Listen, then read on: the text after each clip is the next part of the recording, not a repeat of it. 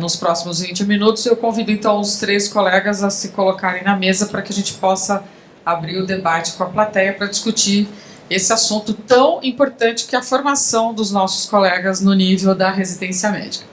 Obrigada, doutor. Boa tarde. Meus cumprimentos iniciais à doutora Maria Patrocínio, responsável pela sessão de agora à tarde. Meus cumprimentos também aos membros do Conselho Federal de Medicina, meus agradecimentos especiais à Casa Hunter e a todos vocês. Hoje conversaremos sobre as barreiras e desafios dos profissionais nas doenças raras no Brasil, com enfoque do ensino à assistência.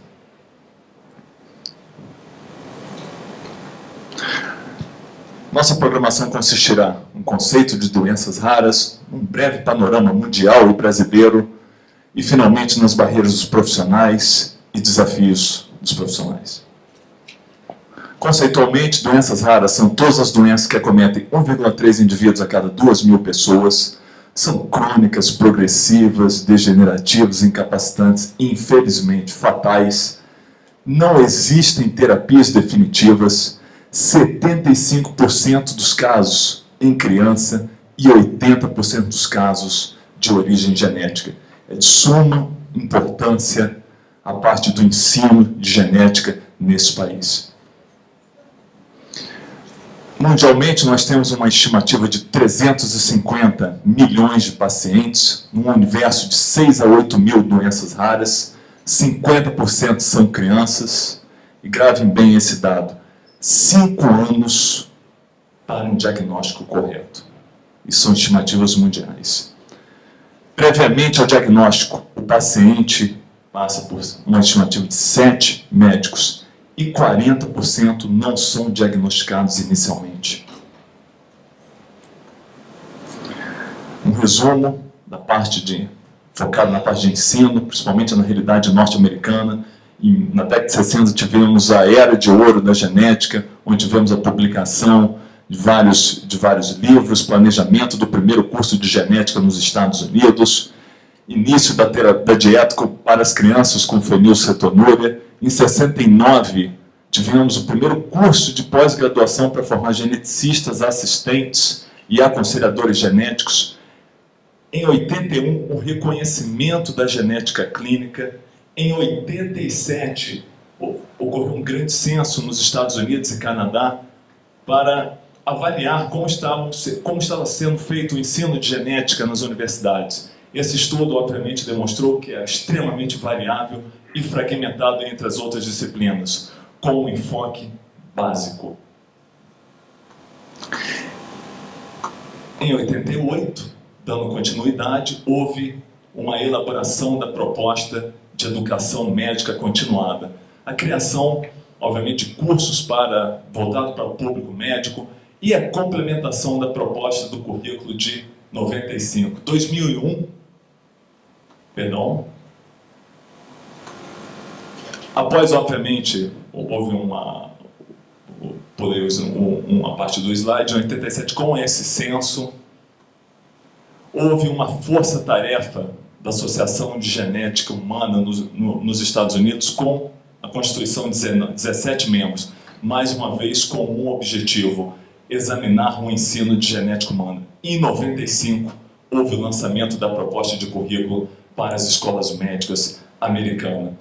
Mesmo com tudo isso, em 96, tivemos a união de vários setores: Associação Médica Americana, Associação de Enfermagem, o Instituto Nacional de Genoma Humana, na fundação dessa coalizão nacional para o ensino de genética, para coordenar a educação em genética nos Estados Unidos. Mais uma vez, é importante frisar a preocupação da realidade norte-americana no ensino, em desenvolver e aprimorar as habilidades dos profissionais de saúde. Em 98, tivemos a elaboração da proposta de educação médica continuada, obviamente focando mais uma vez no ensino médico, na educação médica continuada, e a complementação da proposta do currículo de 1995. 2001, aquela coalizão nacional, que eu me referi há pouco, elaborou um documento das competências e habilidades mínimas que um profissional nos Estados Unidos deveria ter para o atendimento em genética. Em 2005, uma revisão. Em 2007, a terceira edição. Mais uma vez, nós podemos observar a preocupação deste país com o ensino de genética. Em 2010, tivemos uma elaboração do documento para as habilidades, para as competências e habilidades que um médico geneticista deve ter no século XXI. Em 2012, um programa de estímulo para a atração de médicos para residência em genética médica. Algo que, inclusive, poderia ser aproveitado no Brasil. Em 2016, um Summer Education Program para acadêmicos de medicina do segundo ano. Mais uma vez, revisando os conceitos da genética e trazendo conhecimentos para futuramente eles ingressarem numa residência de genética médica. E agora o panorama brasileiro. Nós temos uma estimativa de 15 milhões de pacientes, lembrando que esse é um número baseado em estimativas internacionais. 80% dos serviços médicos no eixo sul e sudeste, mostrando claramente uma concentração que nós iremos tratar mais à frente na apresentação. 241 médicos geneticistas, pelo último censo do Conselho Federal de Medicina. Uma estimativa de 4 anos para um encaminhamento correto. Ou seja, nós temos estimativas mundiais de 5 anos para um diagnóstico. Aqui no Brasil, 4 anos para um encaminhamento correto.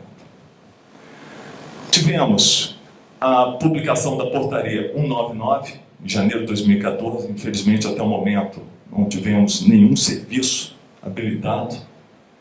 E uma promessa de 47 novos protocolos clínicos em 4 anos. Que até o momento nós teríamos 12 que seriam publicados até dezembro do ano passado. E até o momento ainda não tivemos nada. Mas temos uma promessa de 47 novos protocolos até final de 2018. Fazendo um panorama, um timeline do ensino de genética no Brasil, nós podemos observar que o Brasil foi pioneiro na América Latina. Em 1950, em 59, nós tivemos a disciplina de genética humana no Departamento de Biologia da USP. Em 69, a criação do primeiro Departamento de Genética Médica. Em 70, cursos de genética médica pela Faculdade de Medicina de Ribeirão Preto. Em 71, o ensino de genética na Faculdade de Medicina do ABC. Em 77, a primeira residência em genética pela USP de Ribeirão Preto. 86, a criação da Sociedade Brasileira de Genética Clínica. Até aí, obviamente, num grau um pouco reduzido, mas houve, na verdade, um acompanhamento de acordo com as diretrizes internacionais. Em 89, ocorreu a inclusão da genética no Sistema Único de Saúde. Eu não incluí, porque embora até contenha parte de educação continuada, mas nós temos a promulgação da portaria da genética clínica no SUS, que é 2009, e a de doenças raras, 2014. E por último, o telesaúde, visando aí a formação de teleconsultores para doenças raras. Mediante todo esse cenário, eu garanto para vocês, evoluiu muito pouco. Nós temos muitas barreiras e muitos desafios. Primeira, desconhecimento dos profissionais. Ou seja, hoje eu ouvi diversas indagações a respeito de implementação, às vezes de portaria, de tratamentos, mas a verdade, nós não sabemos quantos são esses profissionais. E como eu digo isso, não é somente o público médico, mas são os biólogos, são os enfermeiros, os biomédicos. Quantos são? Quem são eles? Onde estão? Qual a sua área de formação? Eu não sei. Não existe ferramentas, não existe softwares, não existe qualquer tipo de portal me indicando isso. Quais áreas atuam? Isso é uma barreira importante quando falamos de genética, quando falamos de parte de assistência, de ensino no Brasil. Além disso, ausência de iniciativas em educação continuada. Qual o programa nacional que prioriza uma educação médica continuada em doenças raras? Nenhum. Existem iniciativas focais, mas que obviamente não refletem o todo. Programas de residência não contemplando doenças raras. Como podemos exigir dos nossos residentes, dos nossos pós-graduandos, dos nossos novos médicos, se os programas de residência não contemplam? Isso, como eu digo, não é somente residência em genética médica, residência em outras especialidades. Mais uma vez, ausência de programas de treinamento. Foi citado até aqui hoje. Telesaúde, telemedicina. Por que não trabalhar com ele? Continuando ainda em barreiras. Uma infraestrutura insuficiente. Em todos os aspectos. Em 97 foi levantado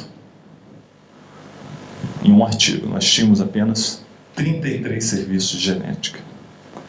Em 2006, pouco mudou. Apenas 56 serviços, mesmo assim compreendendo 33 com atendimento clínico laboratorial, 15 com atendimento somente clínico, 8 com atendimento somente laboratorial. Ou seja, nós não tivemos um avanço significativo a partir da década de 80. E essa estrutura está cada vez mais obsoleta nesse país. Acesso restrito a ferramentas diagnósticas. Mais uma vez, como eu posso exigir desse aluno, desse novo médico, desses especialistas, se os exames são restritos? Eu não tenho acesso a esses exames.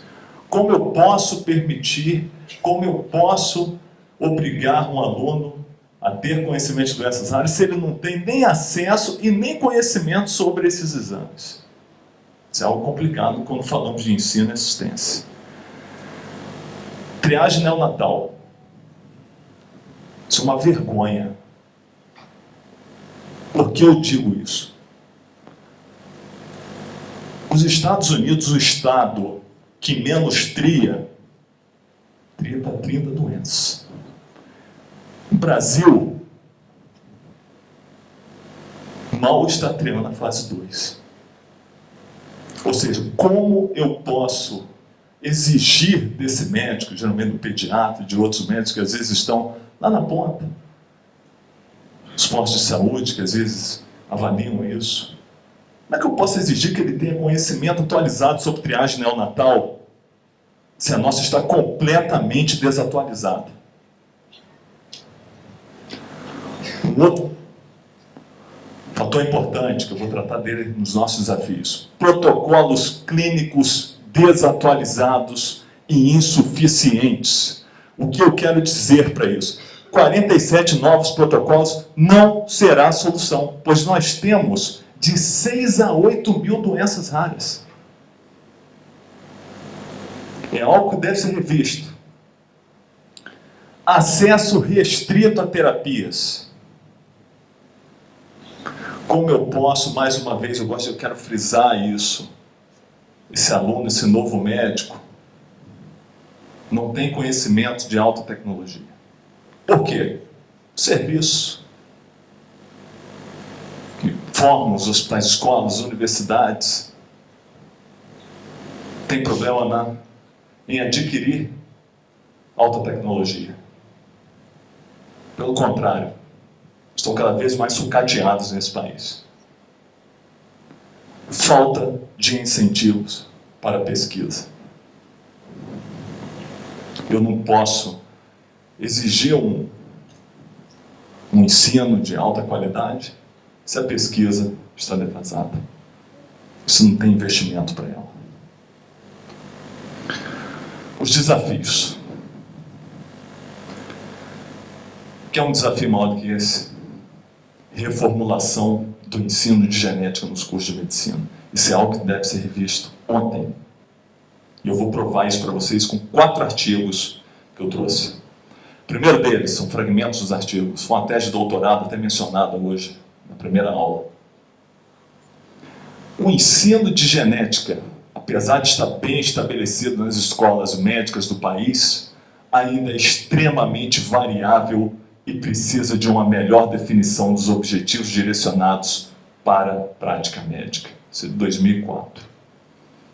2011, região sul, 95% dos cursos de formação de profissionais de saúde inclui a disciplina de genética no currículo. Nordeste, 34,74%.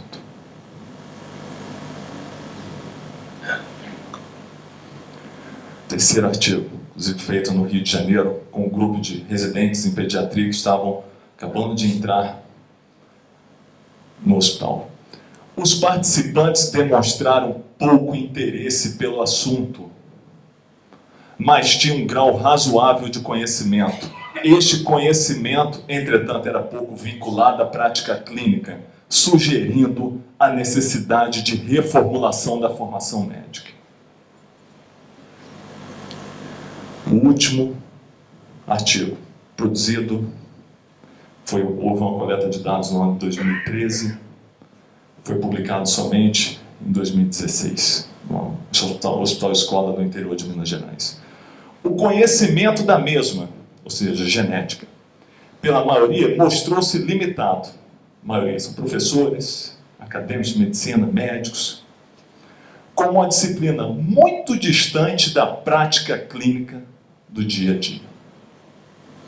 Eu provei para vocês a necessidade dessa reformulação.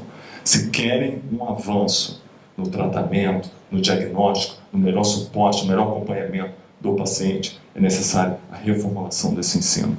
Como ocorreu nos Estados Unidos, eu mostrei apenas poucas forças-tarefas, mas houve muitas. Há necessidade disso para ontem. Trouxe um modelo até bastante interessante, que a China tinha o mesmo problema do que o nosso, mas eles estão implementando um serviço muito interessante, que é estruturar e implementar um sistema quaternário no ensino de genética, ou seja, um ensino conciliar e todos andam entrelaçados, um ensino com prática, pesquisa e aplicação clínica.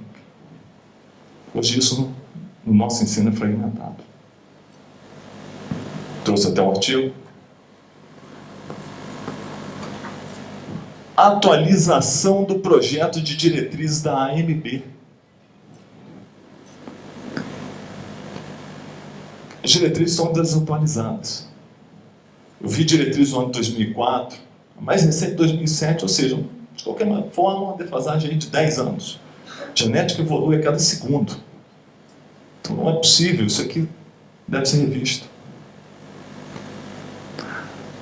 Atualização e desenvolvimento de protocolos clínicos e diretrizes terapêuticas. São documentos norteadores, orientadores para o médico. Embora nós tivemos uma priorização, não será suficiente. O número de pacientes, nós temos 15 milhões de pacientes, é uma estimativa internacional. 6 a 8 mil doenças raras. 47 novos protocolos ainda até o final de 2018, é bastante complicado.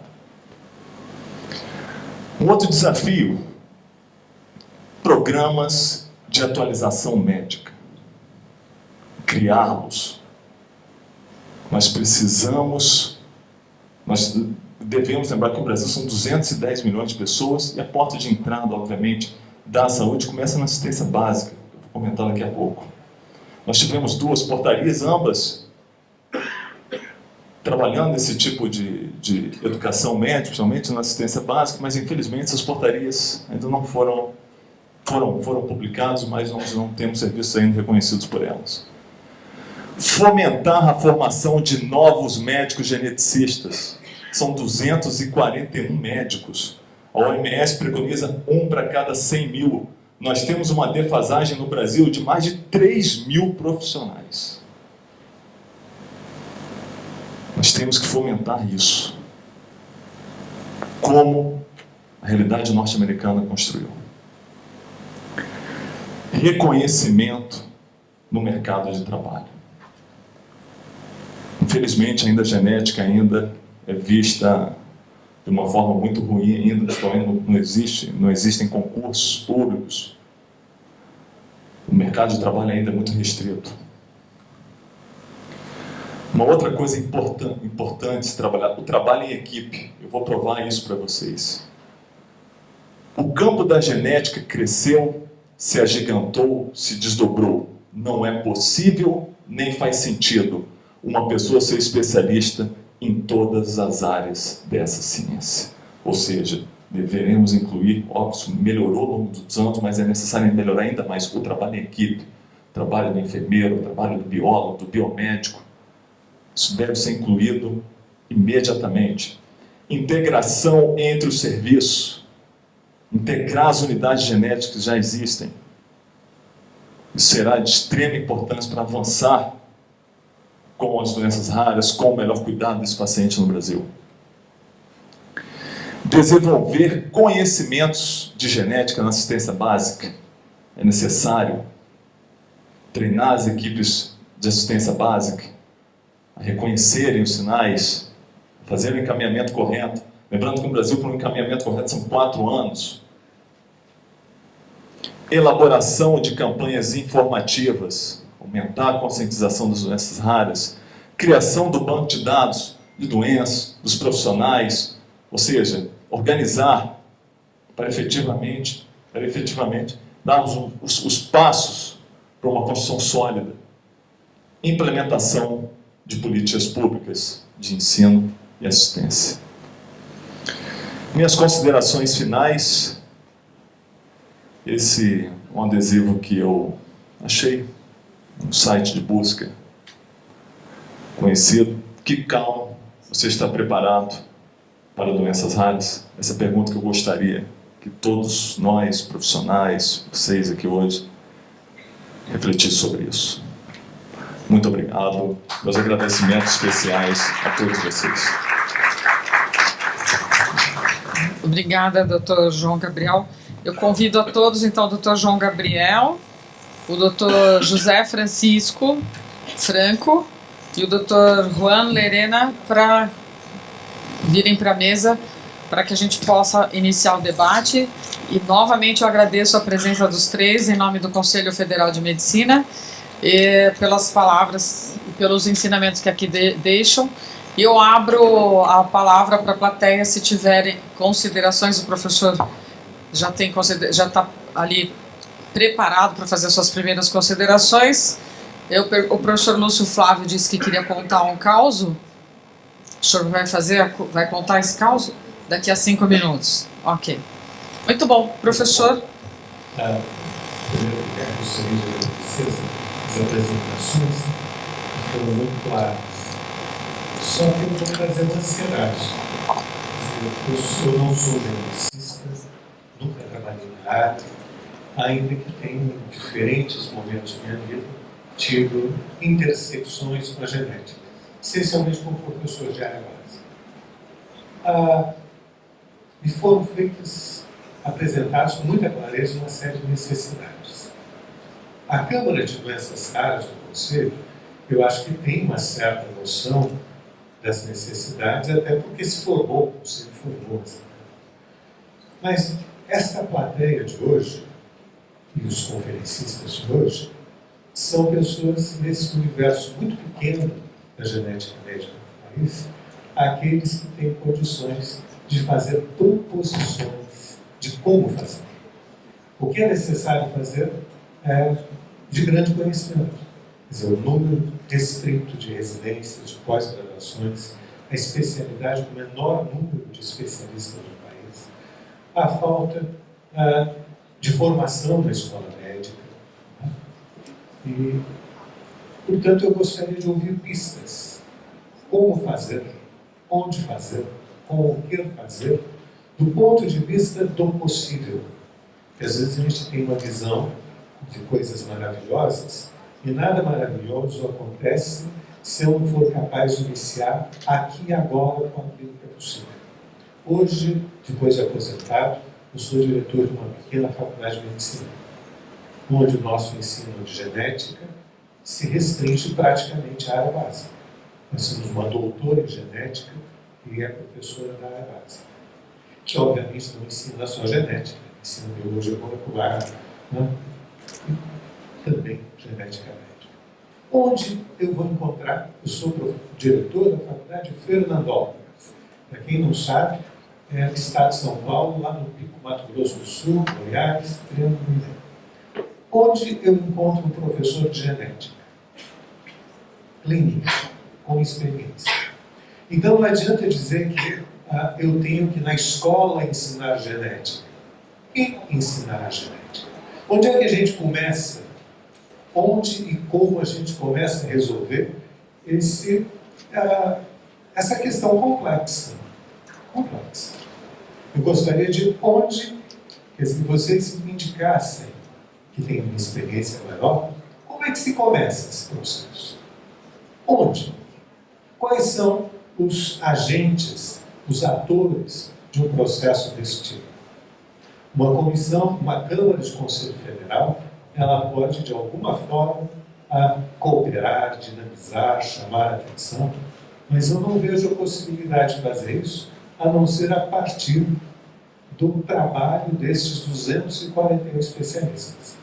Também represento o Conselho Federal na Conitec. Os protocolos não aparecerão na Conitec como um dever da Conitec.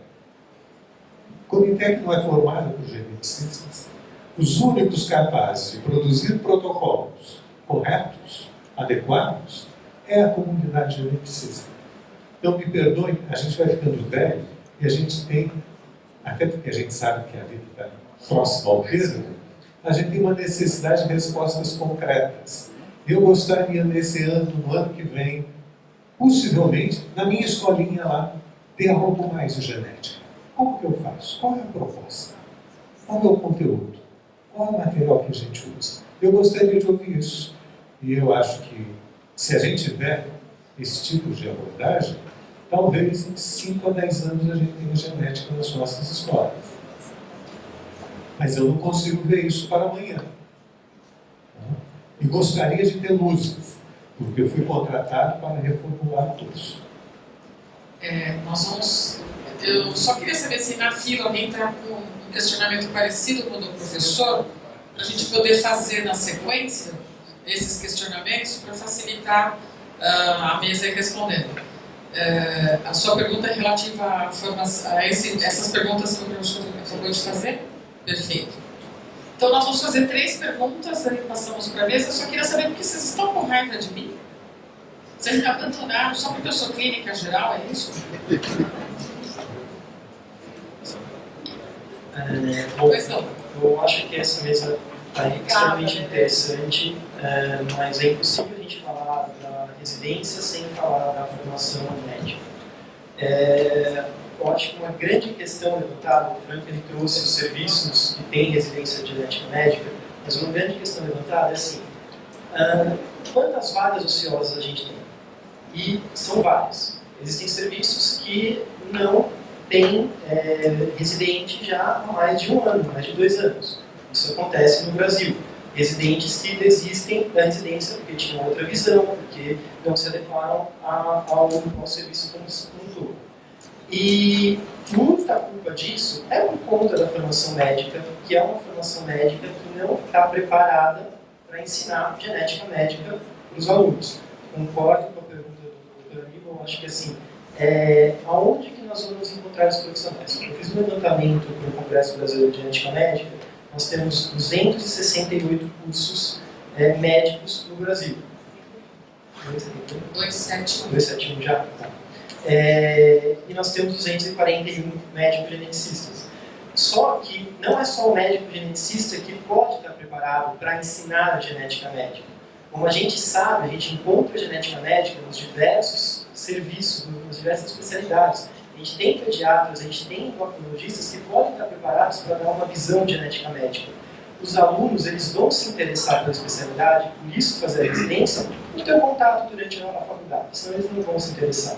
Né? Esse é o 2º ano que em São Paulo a gente consegue organizar um evento que a gente chama de Interligas de Genética Médica, tá? Que é um evento que reúne ligas de genética médica do Brasil todo. No ano passado nós tivemos mais ou menos 60, 70 inscritos, esse a gente já tem mais ou menos uns 90 inscritos. E a gente percebe que as instituições que têm ligas de genética, que vão atrás, que se interessam, são aquelas que têm professores médicos geneticistas no currículo dando aula. Aquelas universidades que não têm interesse. E isso acontece em todo lugar, não são só nas cidades pequenas. Eu me formei numa universidade particular, na cidade de São Paulo, que além de mim formou mais 2 médicos geneticistas. Ou seja, de um total de 241 médicos geneticistas, essa universidade formou mais de 1% dos médicos geneticistas do Brasil. E eu tive a oportunidade de sentar com a direção da medicina e eles simplesmente não tinham interesse de estabelecer um curso de doenças raras ou genética médica. Por quê? O currículo tinha que ser voltado para um atendimento generalista, para uma formação generalista, que é claro que é a necessidade no Brasil, mas ao mesmo tempo você acaba formando profissionais que não estão interessados em aprender genética médica, depois fazer a residência de genética médica e principalmente que não vão saber imaginar que aquele paciente na frente deles tem uma doença genética, não vão saber fazer a suspeita e não vão saber encaminhar, o que eu acho que é mais importante do que você ter um número específico de médicos geneticistas preparados para isso. Então, na verdade, eram menos uns comentários que eu queria fazer e a discussão. Nós vamos ouvir mais alguns colegas. Eu só vou pedir, assim, nós temos que encerrar esse debate via mesa às 16 horas. Eu vou pedir, por gentileza, que todo mundo use no máximo 2 minutos de tempo. Tem uma colega lá, só que tem muita gente que entrou na fila aqui, eu anoto tudo. A professora, por favor, eu aprendi seu nome, é Vera, né? Eu agradeço a apresentação de todos. Eu gostaria de fazer 2 comentários, um deles relacionado à questão da formação. Eu acho que o professor Fulano, ele sabe que eu sou fã desse trabalho dele, já mostrou que o envolvimento dos problemas de saúde da família e agentes comunitários é uma porta de entrada, que inclusive perpassa a questão do programa atual de diretrizes e bases da formação médica. Eu acho que essa é a porta de entrada, né? A partir do registro, do entendimento do que é a doença genética desde da unidade básica de saúde. Esse é o meu comentário. A minha pergunta é que a gente ainda não teve a oportunidade, nesse fórum, de colocar uma questão que eu acho que é extremamente importante. Que eu não colocou também, que nós vamos poder comprar serviços de exames sem poder focar no nosso paciente. Perfeição, vou adorar. Né? Coordenei o laboratório há 10 anos, eu sei o trabalho que dá.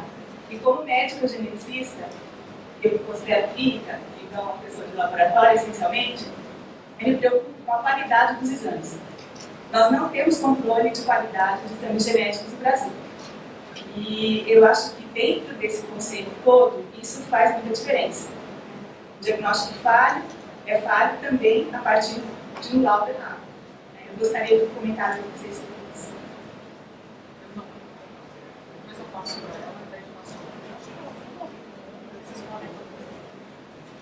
Boa tarde a todos, doutor Juan, doutor João Gabriel, é um prazer revê-los. Eu sou o Natan, sou professor da Universidade de Brasília, sou professor do Departamento de Saúde Coletiva e coordeno o Observatório de Doenças Raras. Bem, eu queria, em primeiro lugar, dar um informe. O doutor Juan participou do evento com a gente esse ano, ele já sabe disso. Nós, na Universidade de Brasília, em convênio com o Ministério da Saúde, um projeto financiado pelo Ministério da Saúde pela RNP, estamos construindo um grande sistema de informação para a genética e doenças raras. Então, desde 2014, nós temos consolidado a informação disponível nas publicações brasileiras, nas bases de dados existentes, nos sistemas de informação do DataSUS, e a gente espera até o final desse ano já fazer o lançamento de uma primeira versão dessa base. Essa base vai ser composta por informação de profissionais, centros de tratamento, protocolos, medicamentos que estão no rol do SUS, entre outras coisas. Se alguém quiser informação, eu vou fazer uma propaganda, mas é rederaras.org, vocês podem ter mais informação e baixar um aplicativo para celular que visa resolver um pouquinho do problema de acesso à informação para quem está na ponta, que é uma das maiores dificuldades. Mas eu queria aproveitar um pouquinho da provocação dos diretores da faculdade, me fugiu o nome, perdão. Isso, perdão. Professor. Isso. Então, eu na área genética eu faço um contraponto, eu acho que é importante para quem está lidando com o ensino, entre duas noções que são prevalentes hoje na medicina. A primeira é a questão de queixa-conduta. Boa parte da formação dos estudantes de medicina, ou melhor, da experiência que eles têm, é baseada no procedimento de queixa-conduta. O paciente chega, queixa alguma coisa, e toda a minha hipótese clínica, todo o meu raciocínio clínico é baseado na resposta a essa queixa.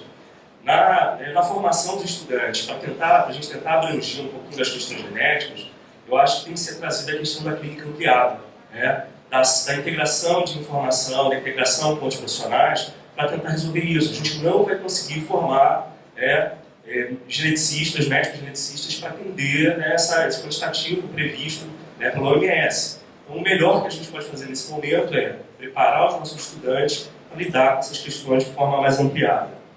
O estudante consegue fazer um bom exame, uma boa anamnese, consegue entender um pouco da dinâmica de saúde e doença do paciente ali na atenção básica, ele com certeza vai conseguir referenciar bem esse paciente para os especialistas.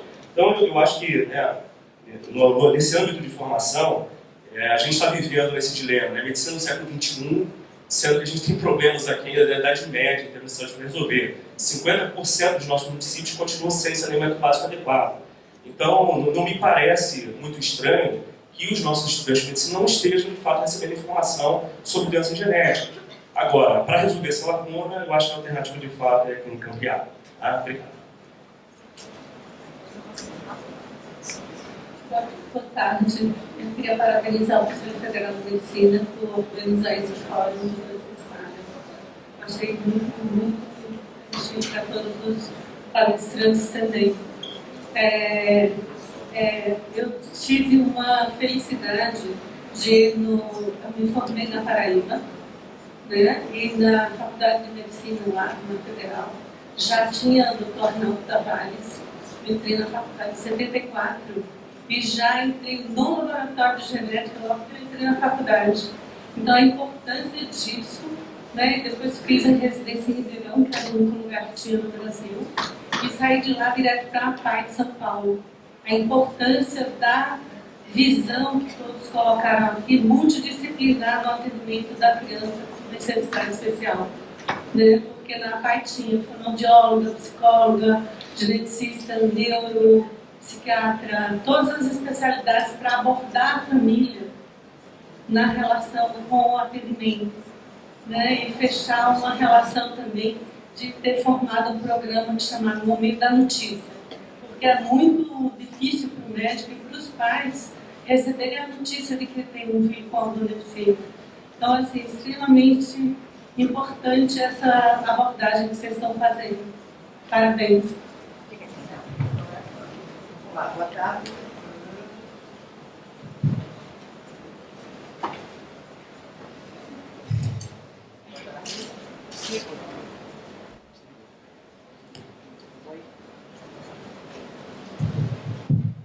Oi, boa tarde. Meu nome é Adriana, sou presidente do Instituto Canguru, que é grupo de apoio ao elusinados do metabolismo e doenças raras de São Paulo. E eu também sou mãe do Guilherme, que ele tem a síndrome de Angelman, que é uma síndrome rara, né? E, bom, agora eu vou fazer uma colocação não na qualidade de presidente, sim na qualidade de mãe de uma criança, já um rapaz, com a doença rara. Tá?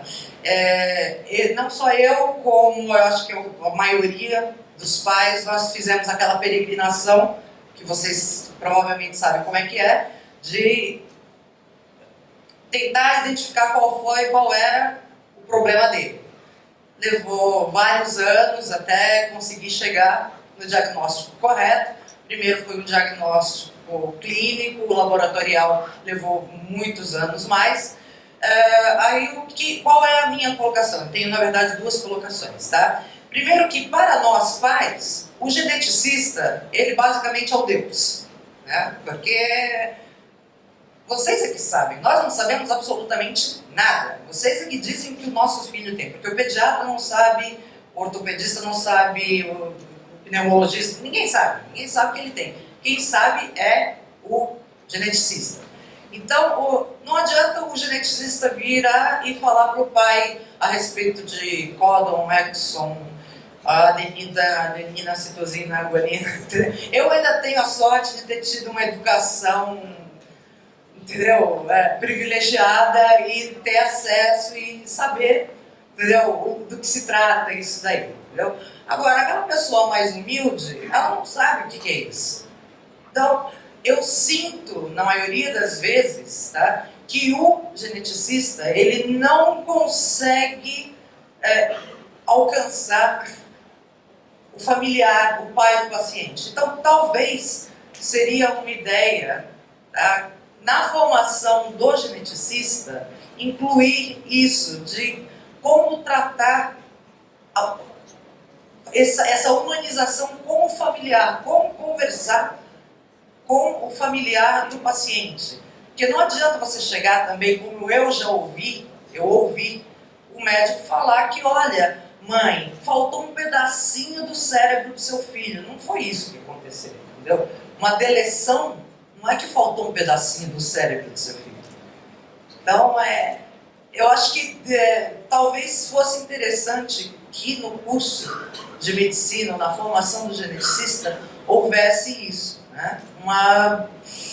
Eu nem sei como é que seria possível fazer isso, mas que o médico geneticista tivesse esse enfoque também em como se comunicar, abrir esse canal de comunicação com o pai de uma forma menos didática e mais humana.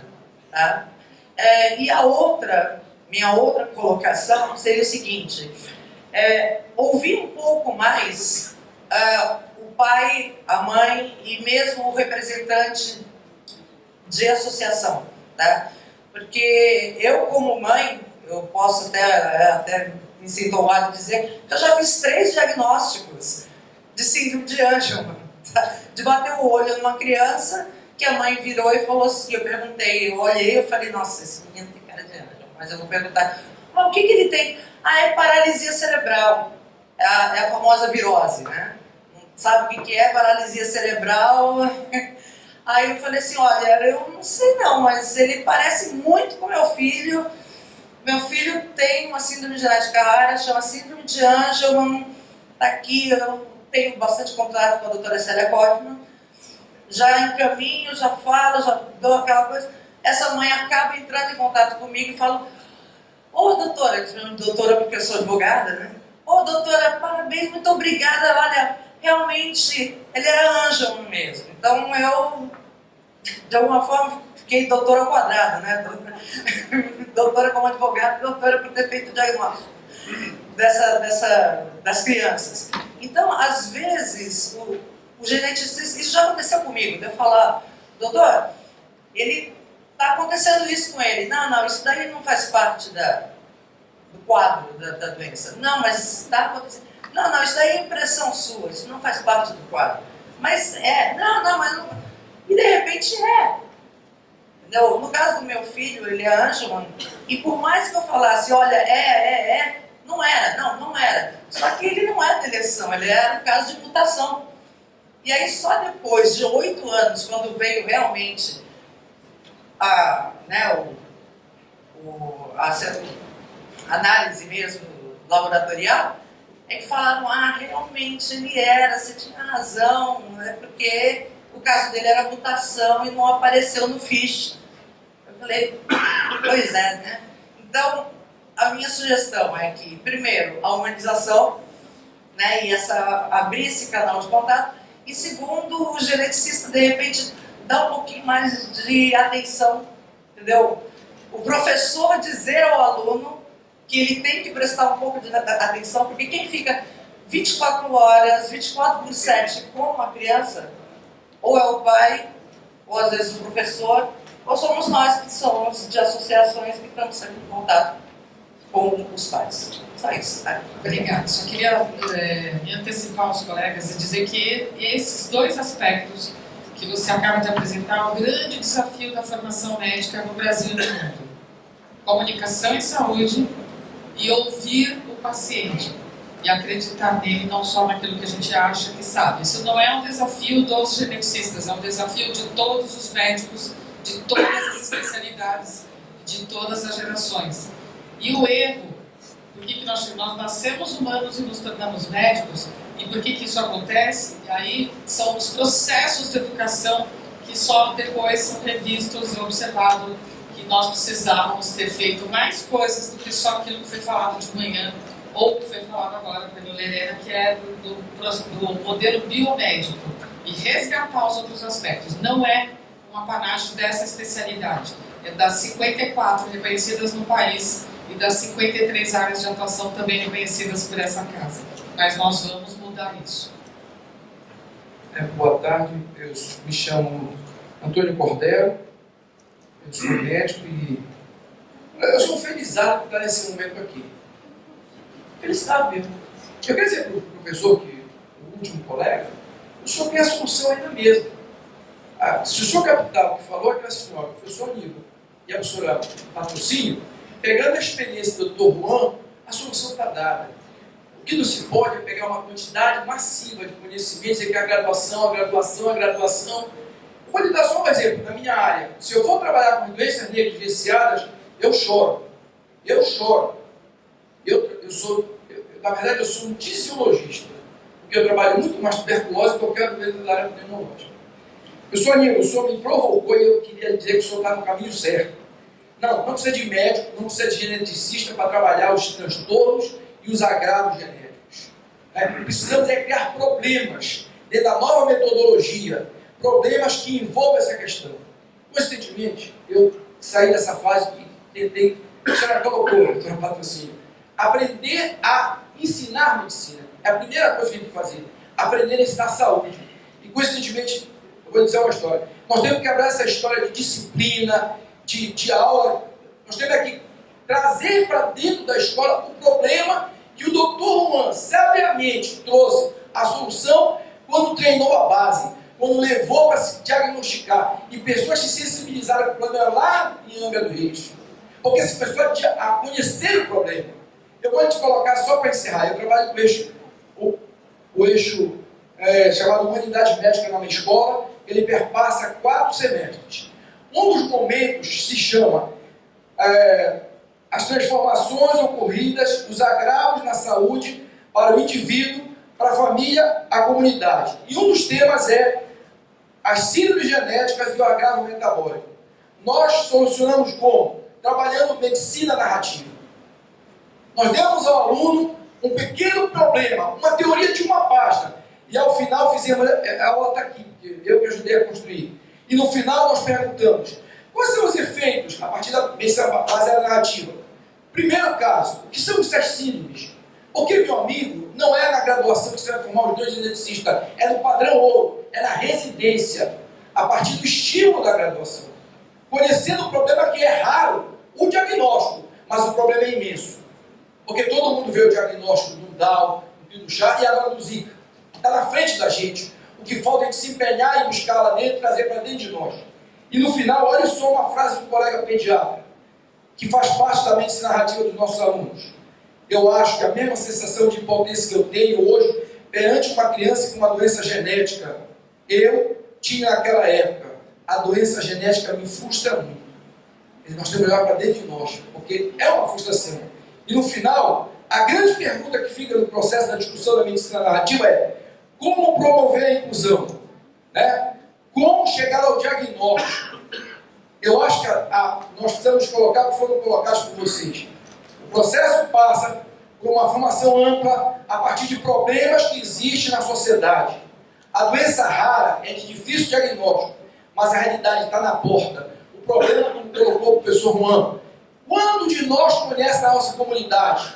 Quantas vezes nós treinamos os nossos agentes comunitários, auxiliares de enfermagem, técnicos, para ser parceiros nossos, principalmente no conhecer e trazer para a escola? Essa é a preocupação.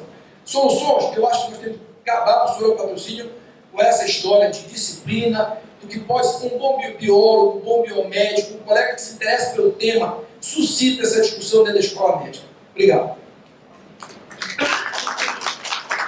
Passo a palavra para os membros da mesa e eu vou pedir quem é o coordenador da próxima mesa. Nós vamos roubar 5 minutos da mesa seguinte, ok? Não tem, é mesa direto. Mesa direto que depois tem aeroporto, por isso. Vamos lá? Então, quem quer passar? Começa pelos mais velhos. Concordo, começa pelos mais velhos e termina no mais bons. Obrigado. Até porque meu voo já estou com o tempo um pouco apertado. Bom, em relação ao professor Natan, em primeiro lugar, eu conheço, gostaria de parabenizar pela sua iniciativa, o Observatório dessas áreas, algo que já tinha sido me apresentado no passado. parabéns, eu acho que o primeiro passo para a gente realmente efetivar um cuidado maior é saber quem são esses profissionais, catalogar esses profissionais. Então, meus parabéns aí. Eu gostaria muito de participar e ser convidado para o lançamento dessa plataforma. Parabéns. Em relação à palestrante que mencionou a questão da humanização, é algo que vem sendo construído no Brasil, poucos serviços de genética. Nos Estados Unidos eu trouxe algumas referências. Eu vi isso tem mais ou menos uma semana. Para a ambientação desse paciente, obviamente, às vezes são pacientes com internações prolongadas, estão sendo utilizados como maneira de aumentar mais esse processo. A realidade virtual, coisa que já estão fazendo lá em praticamente 90% dos hospitais. Uma excelente iniciativa. Bom, em relação ao professor Aníbal, em primeiro lugar, eu tenho uma pergunta.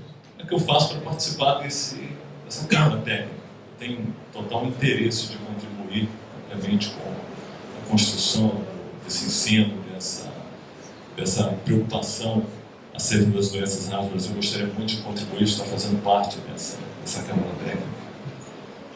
A segunda, eu acho que, em relação ao questionamento das soluções, hoje foram apresentadas aqui diversas soluções. A questão agora é sentar, assimilar, colocar no papel e implementá-las o mais rápido possível. Essas são as minhas considerações.